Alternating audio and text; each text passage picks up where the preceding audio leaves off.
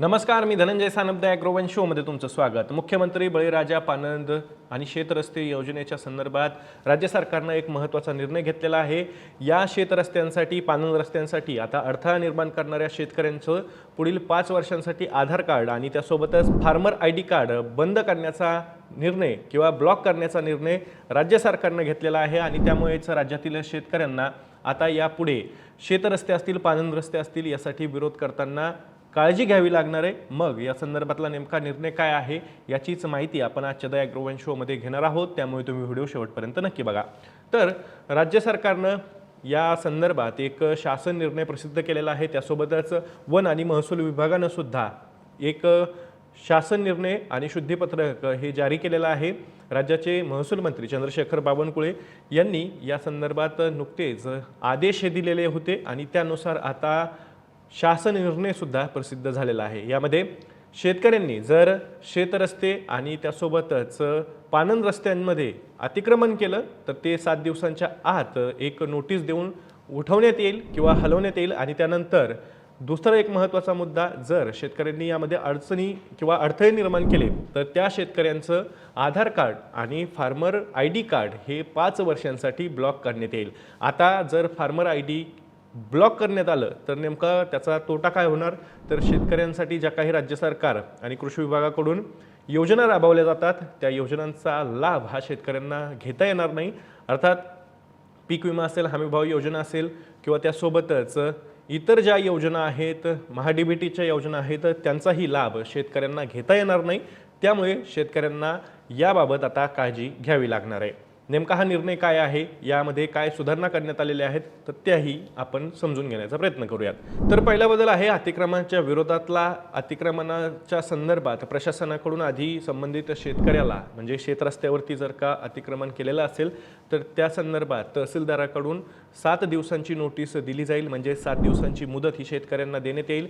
या 7 दिवसात जर शेतकऱ्यांनी या नोटिसीप्रमाणे जर कार्यवाही केली नाही, म्हणजे ते अतिक्रमण हटवलं नाही, तर मात्र प्रशासनाकडून कारवाईचा बडगा हा उचलला जाईल आणि त्यानंतर जे काही अतिक्रमण आहे ते थेटच हटवलं जाईल। अशा पद्धतीचा निर्णय सुद्धा राज्य सरकारनं घेतलेला आहे। या शासन निर्णयात म्हणजेच या शुद्धीपत्रिकेत याबद्दल ही माहिती देण्यात आलेली आहे। बऱ्याचदा काय होतं तर शेतकरी त्यांच्या शेतरस्त्यावरती किंवा पानंद रस्त्यावरती पिकाची लागवड करतात किंवा वेगवेगळ्या पद्धतीचं अतिक्रमण करतात आणि त्यामध्ये जर शेतकऱ्यांचा त्या रस्त्याची नोंद ही नकाशावरती असेल, गाव नकाशावरती असेल, तर मात्र अशा शेतरस्त्यांवरती किंवा पानंद रस्त्यावरती जर अतिक्रमण शेतकऱ्यांनी केलेलं असेल तर ते हटवणं सुद्धा बंधनकारक आहे। जर ते हटवलं नाही, म्हणजेच या नियमांचं उल्लंघन केलं, तर मात्र राज्य सरकारकडून या शेतकऱ्यांचं जे काही फार्मर आयडी आहे आणि आधार कार्ड आहे ते 5 वर्षांसाठी ब्लॉक करण्यात येईल, म्हणजेच काळ्या यादीत टाकण्यात येईल। आणि त्यामुळे शेतकऱ्यांना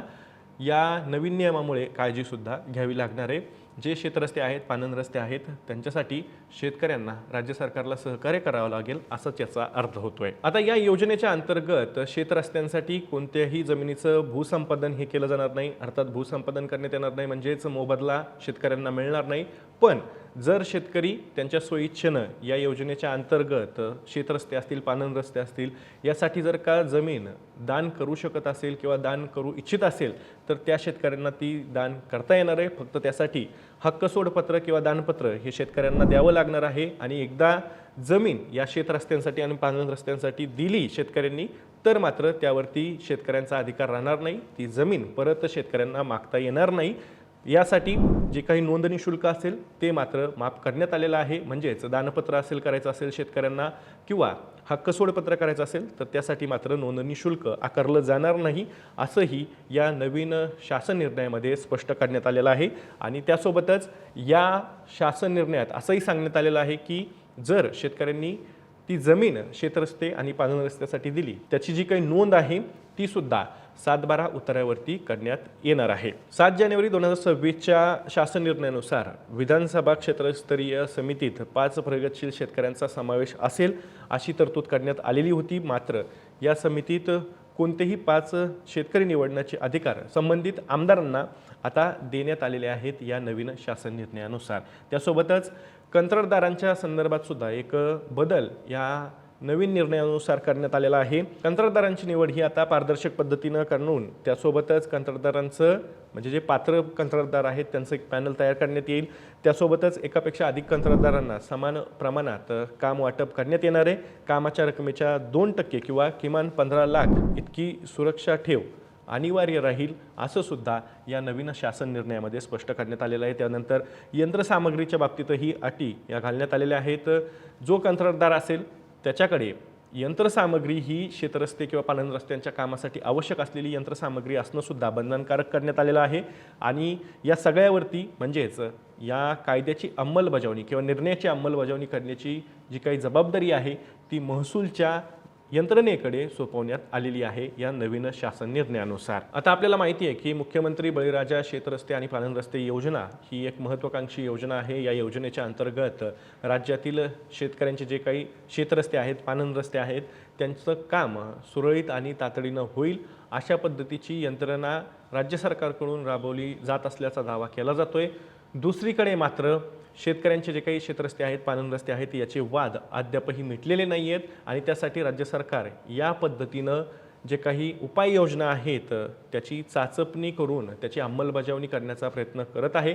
अर्थात आता शेतकऱ्यांनी जर शेतरस्ते आणि पाणंद रस्त्यांच्या संदर्भात या नवीन शासन निर्णयानुसार जे काही नियम घालून दिलेले आहेत त्याचं उल्लंघन केलं तर मात्र शेतकऱ्यांचं 5 वर्षांसाठी फार्मर ID आणि आधार कार्ड ब्लॉक करण्यात येईल आणि त्यामुळे शेतकऱ्यांना राज्य सरकारच्या कोणत्याही योजनांचा लाभ घेता येणार नाही। अर्थात यामध्ये पीक विमा आहे, अनुदान आहे, त्यासोबतच हमीभाव योजना आहे, इतरही ई पीक पाहणी आहे, इतरही योजना आहेत। त्यामुळे एकूणच शेतकऱ्यांसाठी हा महत्त्वाचा निर्णय राज्य सरकारने घेतलेला आहे। आता याबद्दल शेतकऱ्यांची नेमकी प्रतिक्रिया काय आहे? या निर्णयाने तरी शेतरस्ते आणि पाणंद रस्ते करण्यासाठी जी सुलभता हवी आहे यंत्रणेच्या पातळीवरती महसूल विभागाला ती येईल का? शेतकरी यासाठी खरंच मदत करतील का? राज्य सरकारचा हा निर्णय तुम्हाला योग्य वाटतोय का? तुमची जी प्रतिक्रिया असेल ती कमेंटमध्ये नक्की सांगा। मी या माहितीसोबत तुर्तास इथेच थांबतोय। मी दररोज संध्याकाळी 6 वाजता ॲग्रोवनच्या यूट्यूब चॅनलवर शेती आणि शेतकऱ्यांच्या हिताचे मुद्दे घेऊन असतो। त्यामुळे तुम्ही अजूनही ॲग्रोवनच्या यूट्यूब चॅनलला सबस्क्राईब केलं नसेल तर लगेच सबस्क्राईब करा। व्हिडिओ जास्तीत जास्त शेतकऱ्यांपर्यंत पाठवण्यासाठी व्हिडिओला लाईक आणि शेअर नक्की करा। आपण पुन्हा भेटू। तर तुम्ही तुमची आणि तुमच्या जवळच्या माणसांची काळजी घ्या।